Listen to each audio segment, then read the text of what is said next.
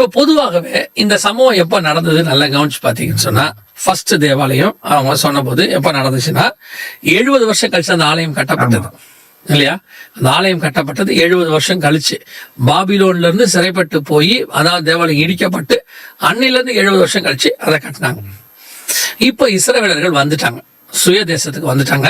1948 May 14 அவங்களோட தானே independence day, அதாவது அவங்க ரீஸ்டோர் ஆனாங்க, அவங்களோட இடத்துக்கு வந்துட்டாங்க. கரெக்டா அன்னில இருந்து 70 இயர்ஸ் முடியுது. எப்பன்னு கேட்டீங்கன்னா 2017-18 முடியுது. ஏன்னா 1948 மே தான் அவங்களுடைய இது. ஸோ முடிஞ்ச பிறகு இந்த 70 இயர்ஸ் கழிச்சு தேவாலயம் கட்டப்படணும். அவங்களுடைய அந்த 70 இயர்ஸ் முடிச்ச பிறகுதான் தேவாலயத்தை அவங்க கட்ட ஆரம்பிச்சாங்க. செருபாபேல் கிட்ட ஆண்டவர் கேட்கிறாரு, எந்த மட்டும் நீங்க கட்டாம இருப்பீங்க, நீங்க கட்டுங்க அப்படின்னு சொல்லி கேட்கறாங்க. இப்ப கரெக்டா அதே மாதிரி சகரியாவின் புஸ்தகம் 1ஆம் அதிகாரம் 12வது வசனத்துல எருசலேம், இது ப்ராஃபிட்டிக்கல் அங்க இருக்கு, எருசலேம் மேல 70 வருஷம் நீங்க கோபமா இருக்கிறீங்களே, எது வரைக்கும் உங்க கோபம் போகும் அப்படின்னு சொல்லி அந்த 70 வருஷம் முடிஞ்ச பிறகு கேட்கறாங்க.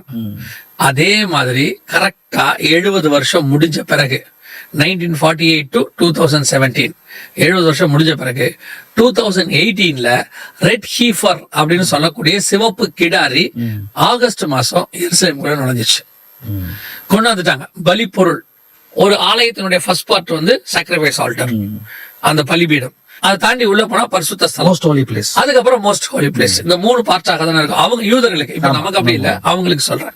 அப்போ அந்த பலிபீடம் தான் வெரி இம்பார்ட்டன்ட். ஃபர்ஸ்ட் வெளியே இருக்கும், அதான் கட்டணும், எல்லா வேலையும் அவங்க செய்யணும் வச்சுக்கோங்களேன். அந்த பலிபீடத்தில் செலுத்தப்பட வேண்டியது என்னன்னு கேட்டீங்கன்னா ரெட் ஹீஃபர். அதான் அது என்னாகமத்தின் புஸ்தகம் நம்பர்ஸ் 19:2 இருக்கு. இப்ப அந்த ரெட் ஹீஃபர் ஆகஸ்ட் 28 வந்துருச்சு. எங்க வந்துருச்சுன்னு கேட்டீங்கன்னா ஜெருசலேமுக்குள்ள வந்துருச்சு. சோ 70 இயர்ஸ் கழிச்சு அவங்க அந்த ஆலயத்தை கட்டினதுக்கும் இப்போ இவங்க கரெக்டா 70 இயர்ஸ் முடிஞ்சு ரெட் ஹீஃபர் உள்ள வந்துச்சு. இப்போ அந்த ஆலயத்தை கட்டுறதுக்கான ஆசாரியர்கள் ரெடியா இருக்கிறாங்க. பெரிய ஆச்சரியம் என்னன்னு கேட்டீங்கன்னா, லேவி கோத்திரம், அதாவது லேவி ட்ரைப்ல ஆரோனினுடையதான வம்சத்துல ஒரு ஆசாரியனை அவங்க கண்டுபிடிச்சிட்டாங்க. இப்போ பிரீஸ்டுக்கான எல்லா பிராக்டிஸும் கொடுத்து இப்போ ஒரு பிரீஸ்ட் ரெடியா இருக்கிறாரு. அதாவது இஸ்ரேல்ல ஒரு பிரீஸ்ட், சீஃப் பிரீஸ்ட் ரெடியா இருக்கிறார். இப்போ சாக்ரிஃபைஸ் பொருளும் ரெடியா இருக்கு, ரெட் ஹீஃபரும் ரெடியா இருக்குது. இப்போ அவங்க 70 இயர்ஸ் முடிஞ்சாச்சு.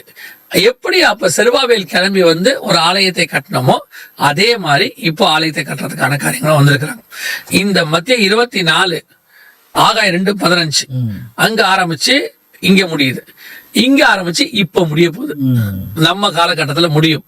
அதாவது 2018 இருந்து அந்த காலம் ஆரம்பிச்சிருச்சு. இப்ப நீங்க பாத்தீங்கன்னா எருசலேம் முழுக்க அவங்க way to the temple mount அப்படின்னு சொல்லி, அதாவது வே டு த டெம்பிள்னே போட்டு தேவாலயத்துக்கு போகும் வழி, இன்னும் தேவாலயமே அங்க இல்ல, தேவாலயத்துக்கு போகும் வழி அப்படின்னு அவங்க போர்டு வைக்க தொடங்கிட்டாங்க.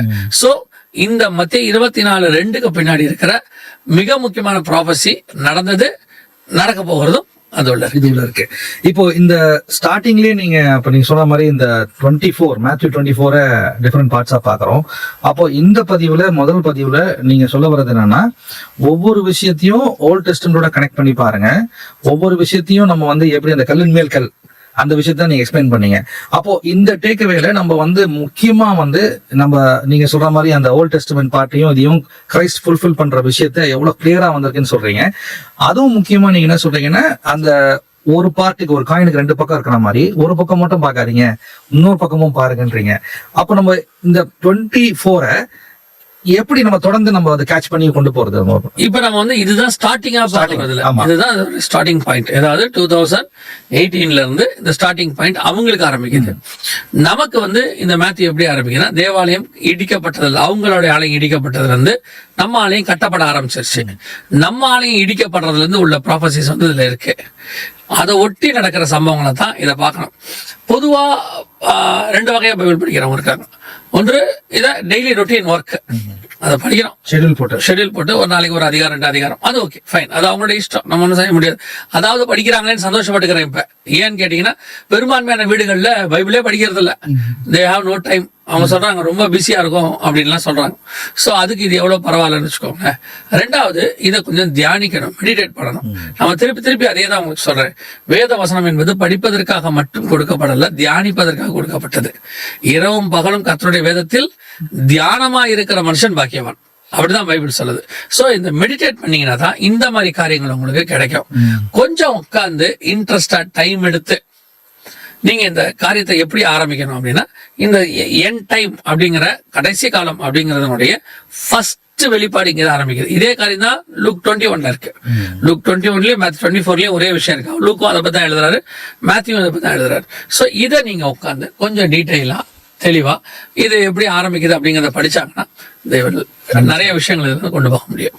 மேத்யூ 24ல 3வது வசனத்துல மவுண்ட் ஆஃப் ஆலிவ்ஸ்க்கு மேல இருந்து ஒரு விஷயம் பேசப்படுது. இந்த மவுண்ட் ஆஃப் ஆலிவ்ஸ் பத்தி நிறைய பேசலாம். பட் சிக்னிபிகன்ஸ், நான் எப்பவுமே இந்த லொகேஷனை, அதாவது கோவிலுக்கு போயிட்டு வெளியே அதை பத்தி பேசுறாரு. இங்க இந்த மவுண்ட் ஆஃப் ஆலிவ்ஸ் பத்தி ரொம்ப டீடைல்டா அந்த லொகேஷனே ஒரு வித்தியாசமா இருக்கு. ஏன் அடிக்கடி அங்க கிரைஸ்ட் போறாரு? அதோட பேக்ரவுண்ட் என்ன? ஆலிவ் பத்தி மட்டும் பேசணும்னா அது ஒரு தனி சப்ஜெக்ட் இருக்கு. ஏன்னா ஆலிவ் அப்படிங்கறது அவங்கள பொறுத்த வரைக்கும் ஒரு ஸ்பிரிச்சுவல் தாட் என்னன்னு கேட்டீங்கன்னா, ஒரு ஆசாரியன் இருக்கிறான் இல்லையா, அவங்களுடையதான பிரீஸ்ட் இருக்கார்ல, அல்லது கிரைஸ்ட், பிரீஸ்டுடைய ஹெட் கிரைஸ்ட், அவரை குறிக்கிற வார்த்தை. அது எங்க இருக்குன்னா சகரியா 4th சாப்டர்ல இருக்கு, ரெவல்யூஷன் 11:4ல இருக்கு. சோ ரெண்டு இடத்துலயுமே ஆலிவ் என்பதற்கான அடையாளம். அதனாலதான் ஆசாரிப்பு கூடாரத்துல ஒலிவ பழத்தை பிழிந்து அது எண்ணெயில தான் அந்த விளக்கு எரியணும் பாரு, மத்த எதுலயுமே எரியக்கூடாதும் பாரு, அந்த எண்ணெயில தான் அது எரியணும் பாரு. அதோட அர்த்தம் என்ன அப்படின்னு கேட்டீங்கன்னா, அந்த பிரீஸ்ட்ஹுட் அவனுடையதான சாட்சி, அவனுடையதான காரியங்கள்ல தான் அது வெளிச்சம் கொடுக்கணும். அந்த விளக்கு எரியும், பரிசுத்தமான அபிஷேகம் அதெல்லாமே அதுக்குள்ள வந்துடும் வச்சுக்கோங்களேன். ஆனா இப்ப இங்க என்ன அப்படின்னு கேட்டீங்கன்னா, கிரைஸ்ட் இந்த ஒலியோமலை பர்டிகுலர் பிளேஸ், ஒலியோமலைக்கு போறதுங்கிறது நிறைய பேர் இந்த ஒலியோமலை தான் மருவமலைன்னு சொல்றாங்க. நம்ம ஒரு மருவமானார்னு சொல்றாங்க இல்லையா, டிரான்ஸ்ஃபர்மேஷன் ஹில்னு சொல்லுவாங்க. அது இந்த ஒலியோமலை தான் இங்க இருந்தா அப்படின்னு ஒரு விஷயத்த நம்ம இதுல நல்லா புரிஞ்சுக்க முடியும்னா, கிரைஸ்ட் எருசலேம்ல தங்கல, வந்துட்டு தான் போறாரு. டெய்லி நைட் அங்க அவர் ஸ்டே பண்ணவே இல்லை, டெய்லி வெளியே வந்துட்டு போயிடுறாரு. இந்த பர்டிகுலர் விஷயத்தை அவர் பேசும்போது ஒலியோமலையில தான் பேசுறாரு. இன்னொன்னு ஒரு இடத்துல கிரைஸ்ட் சொல்றாரு இல்லையா, எருசலேமே இந்த நாளிலே உனக்கு அடுத்த இதையாவது நீ தெரிந்து கொண்டால் நலமாயிருக்கும்னு. எங்கிருந்து அவர் பார்த்து சொல்றாருன்றா இங்க இருந்தா சொல்றாருங்கிறாங்க. இங்க இருந்து அங்க பாக்குறாரு. இங்க இருந்து பார்க்கும்போது டோட்டல் ஜெருசலேமே தெரியும்ன்றாங்க. வியூ அங்க இருந்துதான் தெரியும், அங்க இருந்துதான் அவர் மொத்தமா அழுதாரு. ரெண்டாவது கிரைஸ்ட் வராருல, திரும்பி வராருல, சகரியா 14 அதை பத்தி இருக்கு, திரும்பி வர போறாருன்னு ஆக்ட்ஸ் 1:9 6-9லயும் அதே வார்த்தையை அவங்க சொல்றாங்க. இந்த ஒலியோமலையில தான் அவர் ஏறி போறாரு, பறந்து ஒரு மேகம் அவர் எடுத்துக்கொண்டது. திருப்பி அவர் ஒலியோமலையில இறங்குவார்னு சகரியா 14. ஆமா, வெரி இம்பார்ட்டன்ட் லொகேஷன் ஒலியோமலை. அதான் சொன்னோம், நம்ம இப்ப எல்லாத்தையுமே பாயிண்டா சொல்லிட்டு போயிட்டோம். ஒவ்வொருத்துக்கும் எக்ஸ்பிளேஷன் கொடுத்தோம்னா ஸ்பிரிச்சுவல் எக்ஸ்பிளேஷன் கொடுக்கலாம். சோ இப்ப ஒலியோமலையின் மேல அவர் இறங்குறாரு, அங்கதான் இறங்குறாரு. அங்க இறங்கிதான் அவர் அர்மகெதானுக்கு போறாரு, மெகிதோ வேலைக்கு போறாரு. சோ இது முழுக்க பிரீஸ்ட்ஹுட் கிங்டம் ரெண்டும் இணையற இடம் அந்த இடத்துல.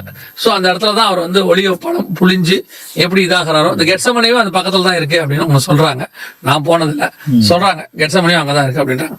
சோ எனிஹவ் இது எல்லாமே ஒரு இம்பார்ட்டன்டான எண்ட் டைம் ஸ்பெசிபிகேஷன் மிக்க இடம். செகண்ட் கமிங் நடக்க போற இடத்துல இருந்தா அவர் ஆரம்பிக்கிறார். நான் போய் பார்த்திருக்கேன். நீ சொல்ற மாதிரி அந்த வியூ அழகா இருக்கும். ஓகே, நான் அன்னைக்கு ஒரு இமேஜ் ஒன்னு பார்த்தேன். அங்க இருந்து பார்த்தா டோட்டல் தெரியுது, ஒரு போட்டோ தெரியுது. அவங்க சொல்றாங்க இது ஒலியோமலையிலிருந்து எடுக்கப்பட்டது அப்படின்னு போட்டிருக்காங்க, அந்த போட்டோவை போட்டிருக்காங்க. சோ அங்க இருந்து பார்த்தா அவர் கண்ணீர் வடிக்கிறாரு, அங்க இருந்து அர்மகெதானுக்கு வராரு. சோ ஒலியோமலை ஒரு இம்பார்ட்டன்டான ஒரு இடமா இருக்கு. அங்க இருந்தா எடுத்துக்கொள்ளப்பட்டார், அவங்க தான் திரும்பி வராரு. சோ இப்ப நம்மளே பொறுத்த வரைக்கும் ஒலியோமலை என்பது கடைசி எண்ட் டைமுக்கான ஸ்டார்டிங் அண்ட் எண்ட் அங்க இருக்கு. இயேசு எடுத்துக்கொள்ளப்பட்டது அங்க, நமக்கு நியூ டெஸ்ட்மென்ட் சர்ச் ஸ்டார்ட் ஆகுது இல்லையா. இயேசு இறங்குறாரு, சோ நியூ டெஸ்ட்மென்ட் சர்ச் முடிவடையுது, நமக்கு அது அங்க இருக்கு. சோ அந்த மாதிரி ஒரு இடத்துல தான் இவங்களோட எண்ட் டைம் பத்தி அவர் பேசுறாரு.